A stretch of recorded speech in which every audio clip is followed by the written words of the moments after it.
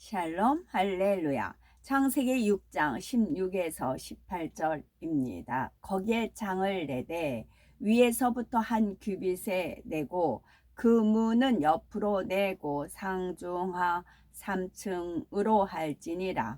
내가 홍수를 땅에 일으켜 무릇 생명의 기운이 있는 모든 육체를 천하에서 멸절하리니 땅에 있는 것들이 다 죽으리라. 그러나 너와는 내가 내 언약을 세우리니 너는 네 아들들과 네 아내와 네 며느리들과 함께 그 방주로 들어가고 입니다.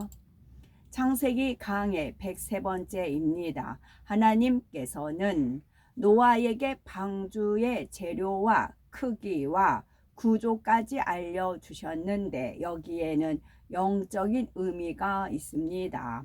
바로 노아의 후손들이 앞으로 어떻게 살아야 할지 홍수 심판을 통해 무엇을 깨달아 명심해야 하는지 방주 곳곳에 의미를 담아 주셨지요. 하나님께서 노아에게 방주의 양식을 알려주신 후 홍수 심판이 어떻게 나타나는지 노아와 하신 하나님의 언약에 대해 살펴봅니다. 16절을 보면 하나님께서 노아에게 거기 창을 내되 위에서부터 한 규빗에 내고 그 문을 옆으로 내고 상중하 3층으로 할지니라 말씀하셨습니다. 방주에 창도 내고 문도 내도록 명하신 이유는 무엇일까요?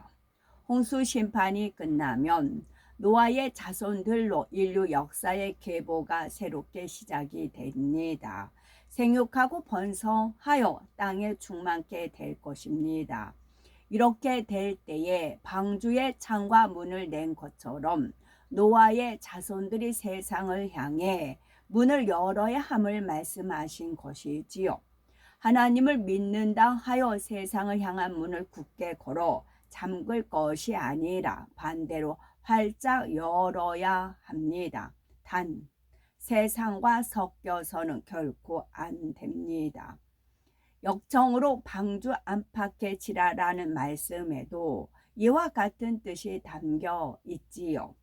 세상과 철저히 구분되어 물들지 말고 세상을 향해 창과 문을 열고 영적인 빛과 소금의 역할을 해야 합니다. 죄악으로 관영한 어두운 세상을 등질 것이 아니라 적극적으로 영적인 빛을 비추어 어둠을 물리쳐야지요. 부정부패가 난무하는 곳에서는 소금처럼 정화시키는 역할을 해야 합니다. 교회와 성도가 세상에 구분되어야 한다고 해서 세상을 등지면 복음은 누가 전합니까?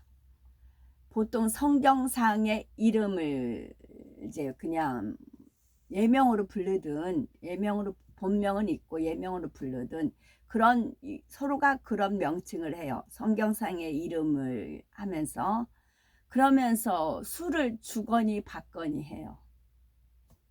술을 한 잔 먹어라 그러면서 호칭은 성경상에 있는 이름을 불러요. 만약에 이제 여호수아라면 여호수아 그러면서 술을 주거니 받거니 해요. 그랬을 때 어찌 될까요? 전도하지 않으면 하나님의 나라는 어떻게 확장하겠는지요? 이에 우리는 사도 바울이 가졌던 마음가짐과 자세를 본받을 필요가 있습니다. 또한 바울이란 이름을 많이 가졌죠. 김바울, 이바울, 박바울, 정바울, 바울이란 이름을 많이 가졌어요. 어떤 이제 바울이란 이름을 가진 목사님이 누구 이제 어떻게 하다가 김바울이란 이름이 있었어요. 막 혈기를 내요. 나만이 바울이다. 나만이 하나님이 주신 바울인데 왜 바울이냐면서 혈기를 내는 장면을 제가 또 목격을 하였습니다. 그러니 원수마귀 사단은 좋아라 춤추는 겁니다. 우리 영역을 다 뺏기는 겁니다. 땅 따먹기라 했어요. 땅 따먹기라 해서 땅을 다 빼앗기는 겁니다. 땅은 영혼들의 땅을 다 뺏기는 겁니다. 특히 목사라는 직분이 많은 영향력이 있잖아요. 그러면서 본인도 바울이지만 누구 바울이라니까 막 이제 혈기를 내고 삿대질을 하고 그래요. 나만이 바울이다. 난 하나님이 주신 바울이다 하면서 그걸 제가 직접 눈으로 목격을 합니다. 그때의 참담함. 그 당시는 그 사람이 진짜냐 가짜냐 분별하기 위해서 이제 지켜봐야만 했어요. 그래서 계속 지켜봤을 때 이제 아니다.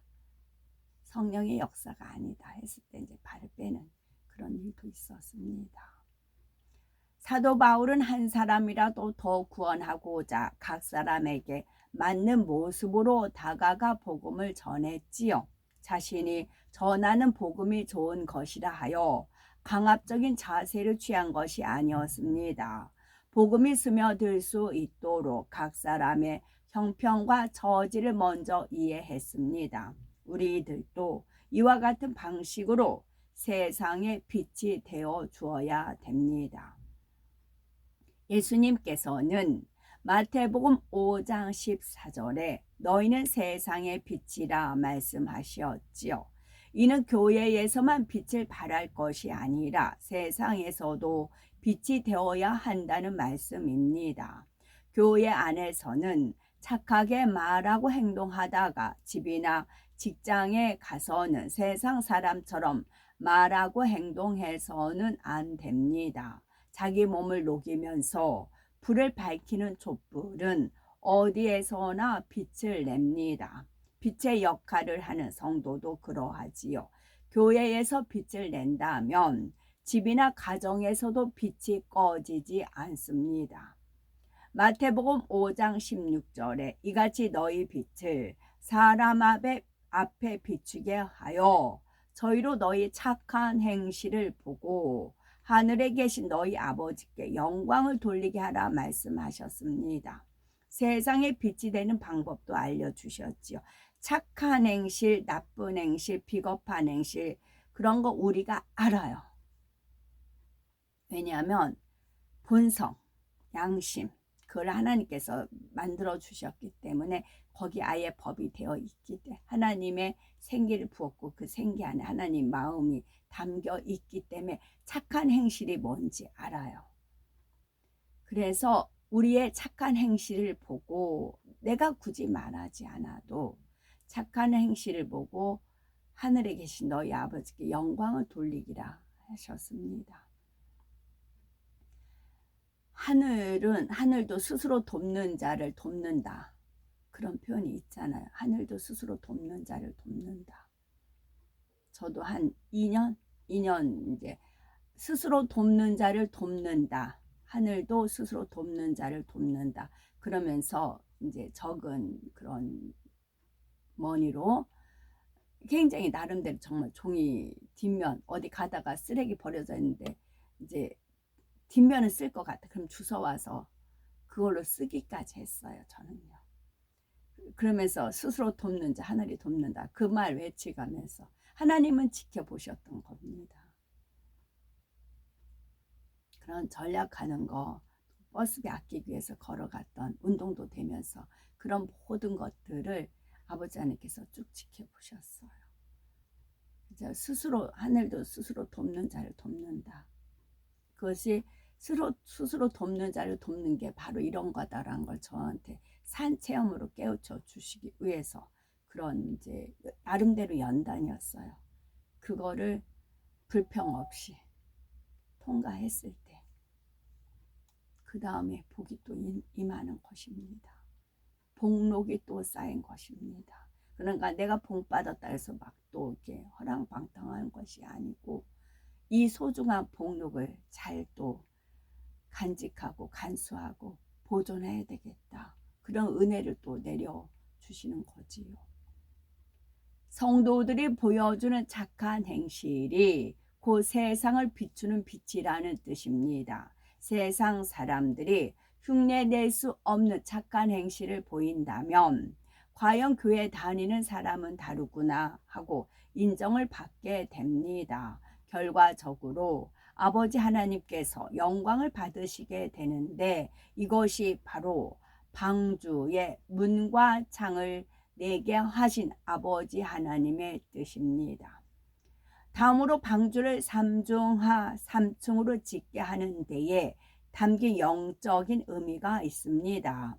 이는 삼위일체 하나님을 늘 마음에 생각하며 그 가운데서 떠나지 말라는 뜻입니다. 이와 함께 인간 경작의 역사가 크게 세 시대로 구분됨을 나타내지요. 먼저는 아버지 하나님께서 친히 사역하시는 여호와 하나님의 시대입니다. 다음으로 예수님께서 이 땅에 구세주로 오셔서 사역하시는 주님의 세대고, 마지막으로 성령의 시대, 곧 주님께서 부활 승천하신 후부터 인간 경작이 마무리될 까지의 기간입니다.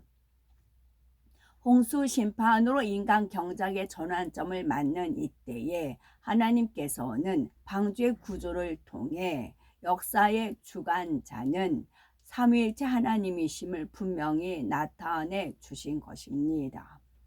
하나님께서는 노아에게 방주의 제작 양식을 알려주신 후 다시 천명하십니다. 17절에 내가 홍수를 땅에 일으켜 무릇 생명의 기식 있는 육체를 천하에서 멸절하리니 땅에 있는 자가 다 죽으리라 말씀하셨습니다. 이는 장차 홍수 심판이 어떻게 나타날지를 다시 한번 설명하시는 것입니다. 여기서 생명의 기식 있는 육체는 노아의 가족 8명을 제외한 모든 사람들과 물에 사는 동물을 제외한 모든 육지 동물과 새들까지 포함합니다. 하나님께서 왜 사람과 함께 동물들까지 홍수로 멸하시는지 대해서는 살펴보았지요. 당시 땅의 짐승들과 하늘의 새들이 인간의 타락과 밀접한 관계가 있었기 때문이라 했습니다. 사람들이 짐승의 형상을 본따 우상을 만들어 경배하는 일이 많았던 것입니다. 어제 제가 이제 시장, 재래시장이 우리 동네에 있거든요. 재래시장 이렇게 지나오는데 사람들이, 여자분들이 연세 드시면 하나, 둘, 셋, 4분 정도 모여 있어요. 과일 가게였어요. 그러더니 어떤 분이 이렇게 주장, 이 귀하신 몸이 왔다고 그러는 겁니다. 아, 이 귀하신 몸이 왔다고. 이 귀하신 몸이 왔다고. 누구한테 그럴까요? 강아지한테, 멍멍이한테, 멍멍이한테 이 귀하신 몸이 왔다고. 그래서 그 소리 듣고 이제 3분이 여자 있고 1분이 앉아서 이제 쓰다듬은 거예요. 그 강아지를. 이 귀하신 몸이 왔다고. 그러니까 그러게 오랜만에 왔네, 오랜만에 나왔네 그러시더라고요. 그래서 그 강아지를 봤어요. 그냥 보통 하얀 강아지, 복슬복슬한 하얀 강아지들 많이 있잖아요. 근데 그거하고는 좀 비둘기 색깔이었어요. 색상이 비둘기하고 털이 복슬복슬하고 그런 개였어요. 그랬더니 이 귀하신 몸이 왔다고. 강아지한테 이 귀하신 몸이 왔다고. 지금 우리 그 시대, 이게 하도 유행이니까 번져나가니까 이걸 아무렇지도 않게 그냥 받아들이잖아요. 식상해져 버렸잖아요. 근데 저는 때마침 지나가게 하고 때마침 보게 하고 듣게 하고 그러신 겁니다. 이걸 그냥 사람들은 아무렇지도 않게 그냥 흐름으로, 세상의 문화적인 유행으로 흐름으로 넘어가잖아요. 하나님 입장에서는 어떻게 했어요? 멍멍이한테 이 귀하신 몸이 왔다고. 로마서 1장 23절. 그래서 전에 강아지 풀이라는 그런 표현도 썼잖아요. 썩어지지 아니하는 하나님의 영광을 썩어질 사람과 금수가 뭐예요? 짐승이잖아요. 금수와 버러지 형상의 우상으로 바꾸었느니라 말씀하신 대로입니다. 이러한 이유와 함께 짐승과 새들이 사람의 다스림을 받는 존재, 곧 사람에게 속한 것들이기 때문에 사람과 함께 멸하신 것입니다. 쉽게 말해 연대 책임을 물으신 것입니다. 그런데 이 구절에서 홍수를 땅에 일으키겠다고 표현하신 데에 주목해야 합니다. 이는 단지 당시 땅 위에 살던 사람들과 동물들을 모두 멸하겠다는 의미만 담긴 것이 아닙니다. 사람이 살던 삶의 터전 전체를 아예 멸하시겠다는 뜻이 담겨 있습니다. 당시 홍수로 인해 이 땅에 얼마나 엄청난 변화가 일어나게 됐는지를 상상해 볼 수 있는 말씀입니다. 사실 당시 홍수 심판이 컵에 물을 따르면 수면이 점차 높아지듯이 지구가 서서히 물에 잠기기만 한 것이 아닙니다. 지구는 홍수로 인해서 엄청난 지각 변동을 겪었지요. 그 결과 홍수 후에 지구는 그 전과 아주 환경에 처하게 됐습니다. 지형도 완전히 변했고 기후도 바뀌었으며 생태계 환경도 무척 달라졌습니다. 홍수로 인해 지형이 어떻게 바뀔 수 있는지 좀 더 설명드리면 창세기 7장 24절에 보면 물이 150일을 땅에 창일하였더라 했습니다. 150 물이 150일을 땅에 창일하더라 했습니다. 그럼 5개월이네. 3, 5, 15 5개월. 비가 내린 기간은 40일이지만 지구 전체가 완전히 물에 잠겼던 기간은 150일입니다. 이 물이 다 빠지고 땅이 굳기까지는 150번은 제가 이제 저쪽 시흥 사거리 쪽에서 150번을 타야 광화문을 가요. 그 광화문에서 150번 이 한 대만 있어요. 150번을 타고 옵니다. 150일. 이 물이 다 빠지고 땅이 굳기까지는 또 150일 이상이 걸렸습니다. 지구가 150일 동안 완전히 물에 잠긴다면 어떤 현상이 일어날까요? 지구 표면이 잔잔한 호수처럼 고요한 상태였을까요? 아니죠. 지구는 태양과 달 사이에 끼어 있어서 서로 끌어당기는 힘, 곧 인력이 작용하게 됩니다. 태양과 달이 지구를 끌어당기는 힘에 의해 지구를 뒤덮은 물이 양쪽으로 볼록하게 나오지요. 여기에 지구가 하루에 한 바퀴씩 돕니다. 지구는 도는데 인력에 의해 물은 붙잡혀 있으니까 물이 지구를 휩쓸고 돌게 됩니다. 이렇게 지구를 휩쓸고 도는 물은 산과 같이 높은 지대를 허물어뜨립니다. 그리고 무너뜨린 흙을 몰고 가다가 낮고 넓은 곳을 만나면 쭉 쌓아 놓습니다. 이 현상이 5달 동안 전 지구적으로 일어난 것입니다. 그 결과 홍수 이전에 지구에 있었던 문명이 대부분 파괴되고 말았습니다. 그리고 물에 빠지면서 이전과 다른 새로운 지형이 형성이 되었지요. 바로 이것이 사람들이 살았던 삶의 터전 자체를 전부 멸하시겠다는 말씀의 의미입니다. 18절에 그러나 너와는 내가 내 언약을 세우리니 너는 네 아들들과 네 아내와 네 자부들과 함께 그 방주로 들어가고 라고 말씀하셨습니다. 여기서 하나님께서 노아에게 말씀하신 언약은 노아와 그의 가족들을 홍수 심판에서 구원하고 그들을 통해 인간 경작의 역사를 새롭게 이루어 가겠다는 것입니다. 하나님께서는 너와는 내가 언약을 세우리니 말씀하시며 그 뜻하신 바를 반드시 이루시겠다는 강한 의지를 밝히셨습니다. 18절 죽은 사람들은 18이지만 구원받은 노아의 가족에는 구원이에요. 1 더하기 8, 9입니다. 구원입니다. 하나님께서 자신의 이름으로 세우신 언약은 어떠한 일이 있어도 끝까지 이루십니다. 민수기 23장 19절에 하나님은 인생이 아니시니 시건치 않으시고 인자가 아니시니 후회가 없으시도다. 어찌 그 말씀하신 말을 행치 않으시며 하신 말씀을 실행치 않으시라 한 대로입니다. 이사야 55장 11절에 내 입에서 나가는 말도 헛되이 내게로 돌아오지 아니하고 나의 뜻을 이루며 나의 명하여 보낸 일에 형통하리라 말씀하셨습니다. 그렇다고 하나님께서 말씀하신 대로 이루시기 위해서 절대적인 권력을 휘두르는 분이 아닙니다. 모든 것을 공의 가운데 이루시고 사단이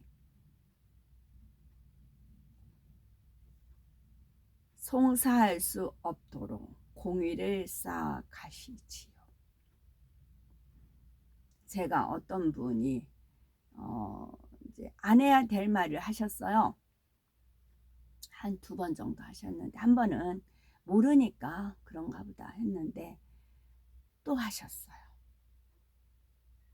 정과 욕심을 십자가에 못 박지 않아서 그런 차질이 빚어진 겁니다.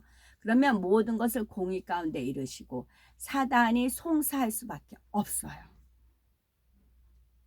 사단이 송사할 수 없도록 공의를 쌓아 가시지요. 아까 스스로 돕는 자, 그것은 제가 자연인 김계선으로 인해서 스스로 돕는 자, 정말 그 폐지만 안 주셨지. 그런 삶을 살았어요. 이제 뭐 들에 뭐 나물 같은 것도 채취하면서 살았고 이제 그랬어요. 쓸데없는 돈 이제 막 뿌리지 않았고, 누가 이제 밥이라도 이제 사는 눈치를 보이면 전 집에서 빵을 쪄갖고 그런 식으로 했어요. 그러니까 사단이 저한테 복을 줘도 사단이 송사할 수 없도록 한 겁니다. 그게 스스로 돕는 자인 것입니다. 근데 사단이 송사가 들어가요. 그러면 그 영혼이 처져요. 은혜를 못 받아요. 그러면 공고에 빠져요. 그러면 본인이 왜 은혜롭지 못하고 공고에 빠진지 본인이 몰라요. 근데 말씀에 비치면 사단이 송사한다고요. 그러니까 우리가 점도 없고 흠도 없고 티도 없고 그러라는 것은 사단이 송사하기 때문에 그래요. 사단이 송사하기 때문에 송사를 받지 않으려면 공의 가운데 행하고 스스로 돕는 자와 같은 삶을 살아야 되는 것입니다. 저 사람은 복을 줄 수밖에 없어. 하늘도 인정하고 사람도 인정하고 사단도 인정할 수 있어야 되는 겁니다. 우리가 공부를 열심히 하잖아요. 더 이상 내가 최선을 다해서 공부했기 때문에 더 이상 이제 어찌할 수 없다 했을 때 성적이 높은 거잖아요. 제가 더불어 말씀드릴게요. 이것도 이제 퍼즐에 있었기 때문에 이제 고등학교 졸업을 2월에 졸업을 하고 4월에 공무원 시험이 있었어요. 이제 공무원 시험이 있어서 이제 대전에 가서 이제 시험을 다 치르고 이제 어떤 학교에서 시험을 치르죠. 시험을 치르고 딱 그 학교, 대전에 어떤 학교인지도 모르죠. 지금은 그 교문을 딱 앞에 나서는데 제가 와, 이제는 나 최선을 다했다. 더 이상 내가 최선을 다할 수 없을 정도로 최선을 다했다. 그랬어요. 제가 그동안 막 고1 때부터 아버지가 공무원이 되라고 하니까 그게 뭔지도 모르고 거기에 대해만 열심히 했죠. 그리고 나서 시험을 치르고 딱 나오는데 정말 최선을 다했다라는 생각을 했어요. 나 이제 정말 더 이상 내가 할 수 없을 정도로 최선을 다했다라고 했어요. 그랬을 때 10명을 뽑았는데 그래서 이제 2등으로 됐어요. 1등은 워낙 뛰어난 사람이었나 봐요. 그 사람은 한전도 내서 한전으로 옮겼거든요. 그런데 그러면 이제 그 사람은 곧바로 한전으로 갔어요. 그러니까 9명이 교육을 받는데 저만 빼고 나머지는 다 학원을 다녔어요.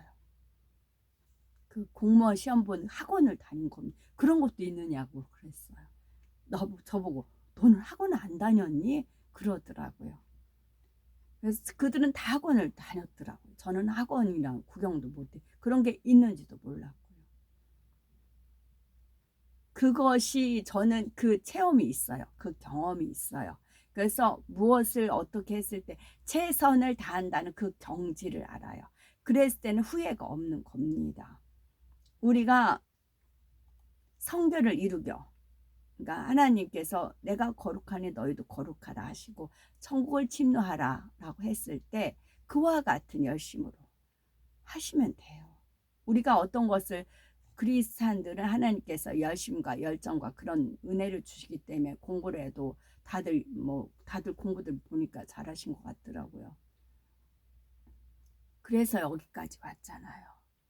그리고 성령 받기 위해서 그만큼 기도했고 또 방언 받기 위해서도 얼마나 힘쓰고 애쓰고 막 자기가 없을 때까지 기도하고 금식도 또 그렇게 하시잖아요. 그렇게 했을 때 사단이 송사가 없을 때까지 해야 되는 겁니다. 사단은 어떻게든지 송사거리를 점만 흠만 티만 있어도 그걸 송사로 잡는 것입니다. 뜻하신 바를 이루시기 위해 미리미리 준비하시며 상황과 환경을 주관하십니다. 하나님께서 대홍수 심판에서 노아와 그의 가족을 구원하시기 위해서 오래전부터 역사하셨습니다. 노아의 직계 조상들 대대로 하나님의 은혜를 잊게 하심으로 하나님을 경외하는 자들이 되게 하셨습니다. 노아는 조상들로부터 하나님께 대한 신앙을 물려받았습니다. 노아 자신도 하나님을 경외함으로 죄악된 세상과 구분된 삶을 살았습니다. 노아의 아내와 자녀들과 며느리들도 마찬가지입니다. 무조건 노아의 가족이라 하여 구원받은 것이 아니라 그들 스스로가 노아의 가르침에 귀를 기울였고 노아가 전하는 하나님의 뜻을 따랐습니다. 그 결과 대홍수 심판에서 구원받을 수 있는 믿음을 가질 수 있었고 이에 하나님께서 노아와 언약을 세우실 수 있었던 것입니다. 이처럼 하나님께서 어떤 언약을 하시면 그것을 받는 편에서도 합당한 공의를 채울 때 언약의 효력이 발휘될 수가 있습니다. 예를 들어서 출애굽한 이스라엘 백성을 보면 하나님께서는 애굽에서 종살이 하던 이스라엘 백성을 이끌어 내시며 가나안 땅으로 들이시겠다고 약속하셨지요. 그런데 가나안 땅에 들어간 이들은 출애굽 2세대였습니다. 직접 하나님의 약속을 받았던 출애굽 1세대 중에서는 여호수아와 갈렙만 가나안 땅에 들어갔습니다. 그러면 하나님께서 약속을 어기신 것일까요? 아니죠. 하나님은 약속을 신실하게 지키셨습니다. 반대로 출애굽 1세대 대부분은 하나님의 약속을 믿지 못하고 의심했습니다. 현실적으로 어려움이 닥치자 오히려 하나님을 원망하고 불평을 하였지요. 그러나 여호수아와 갈렙만은 끝까지 하나님의 약속을 믿어 드렸습니다. 결국 갈렙은 첫 번째 가나안 정탐 때 보고 왔던 헤브론 산지를 얻었고 대대손손 그곳을 기업으로 삼았습니다. 이처럼 변개함 없는 믿음이 하나님의 약속을 실상으로 받을 수 있는 공의를 채웁니다. 물론 모세도 하나님의 약속을 의심치 않았지만 그는 지도자로서 책임을 져야 했지요. 백성들을 가나안 땅의 목전까지 인도하여 자신의 사명을 모두 마쳤을 때 가나안 땅보다 훨씬 좋은 안식처인 천국에 들어가게 되었습니다.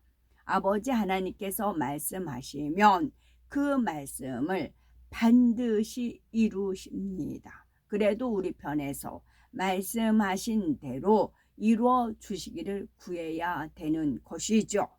아멘. 샬롬.